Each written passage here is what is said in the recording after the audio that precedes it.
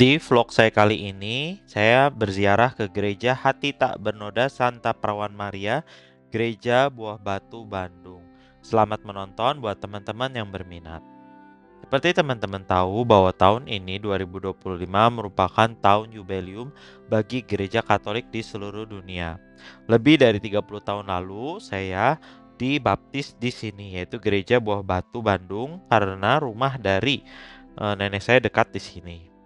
Gereja ini tuh diresmikan 11 Desember 1983. Bangunannya juga mengikuti arsitektur pada masa itu. Yuk kita cek ya mengenai gereja ini. Kebetulan kita akan melihat Porta Sancta, yaitu pintu suci di tahun jubileum 2025 ini. Di kiri dan kanan khas ya karena ada Porta Sancta, yaitu ada 4 ikon anak kecil warna merah, kuning, hijau, dan biru yang menyimbolkan peziarah pengharapan. Yang saya suka dari bangunan gereja Katolik adalah adanya kaca patri. Nah, di atas dari pintu utama ini juga ada kaca patri yang menyimbolkan peristiwa Pentakosta, yaitu turunnya Roh Kudus atas para rasul.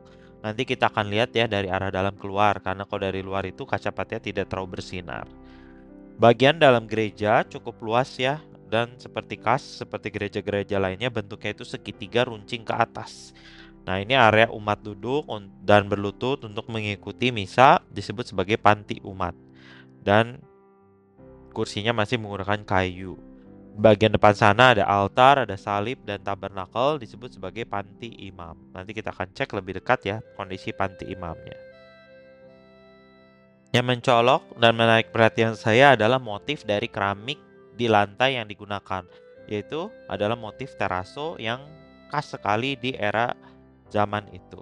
Ini dari posisi samping, arah pintu samping kita masuk menuju dan mengarah ke panti imamnya. Karena saya kebetulan datangnya hari Sabtu pagi, masih ada umat yang berziarah Porta Sancta di sini.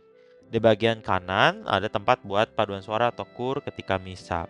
Di situ juga ada organ, piano, ada tempat untuk dirijen dan sebagainya.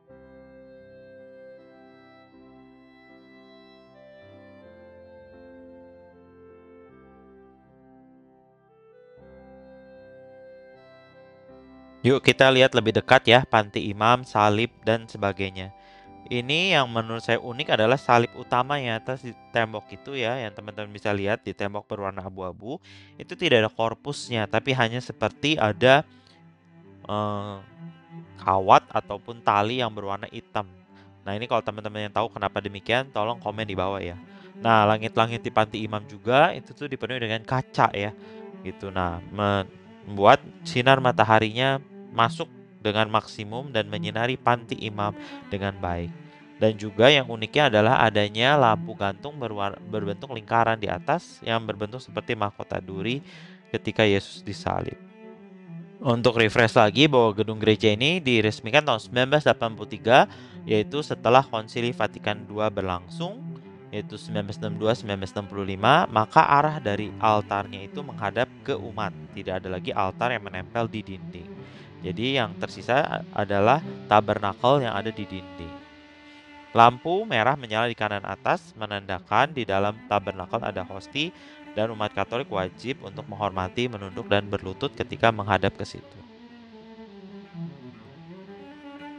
Kalau ini adalah area dari panti imam dan panti umat, tapi diambil videonya dari sayap kiri gereja. Nanti kita akan lihat di area kiri gereja sini ada apa, teman-teman. Karena saya di sini menghabiskan waktu cukup lama untuk berdoa dan berdevosi juga.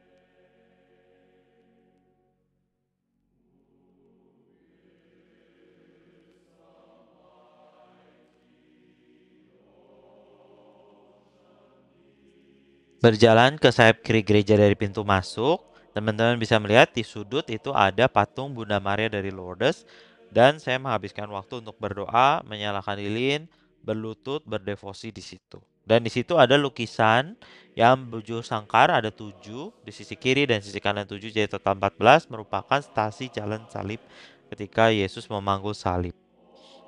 Teman-teman bisa menyalakan lilin dan berlutut sambil berdoa di sini. Kaca yang ada di atas langit-langit membuat patung Bunda Maria ini berkesan dramatis. Nah, ini seperti janji saya di depan, kita cek kaca patri yang ada di pintu utama gereja. Warnanya sangat menyala ketika dilihat dari dalam karena tersinari oleh cahaya matahari, menyimbolkan adanya Roh Kudus, simbolnya burung bermati, dan juga Bunda Maria serta para rasul yang tercurah oleh Roh Kudus di hari Pentakosta. Sekarang kita akan cek masuk melalui pintu samping kanan gereja. Nah, di sini tuh ada area yang lebih kecil, semacam dalam tanda kutip aulanya atau selasar serambinya untuk tempat duduk umat jika misa diselenggarakan penuh di gedung utama gereja, umat bisa duduk di sini di kursi lipat ya. Dan nanti kita akan maju ke sana bersama teman-teman untuk melihat adanya Gua Maria yang lokasinya di semi outdoor. Dan patung Bunda Marianya unik ya, bukan seperti yang tadi patung Bunda Maria Lourdes, tapi yang sesuai dengan nama dari gereja ini. Yuk kita cek.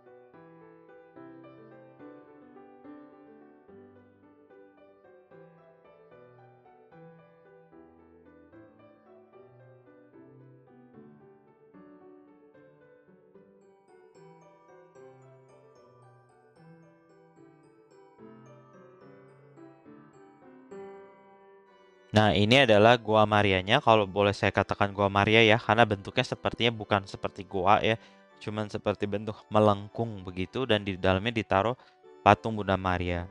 Di sebelah kirinya juga ada lukisan Yesus untuk devosi kerahiman ilahi dan ada altar beserta patung salib dan juga lilin di sisi kiri dan kanannya.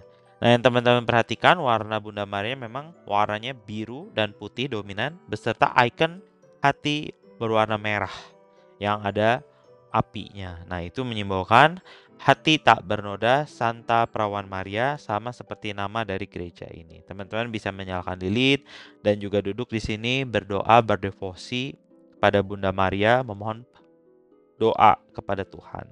Karena area Gora Maria ini adalah semi outdoor, saya rasa sangat nyaman, terang, dan juga udaranya sejuk untuk bisa berdoa di sini.